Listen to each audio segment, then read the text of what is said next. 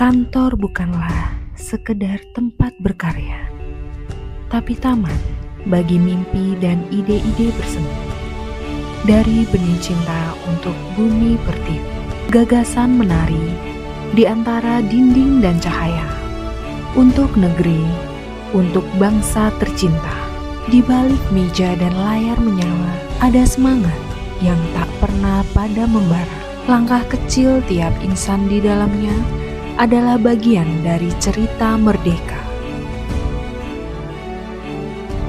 80 tahun negeri ini berdiri dengan peluh, doa, dan tekad tak henti.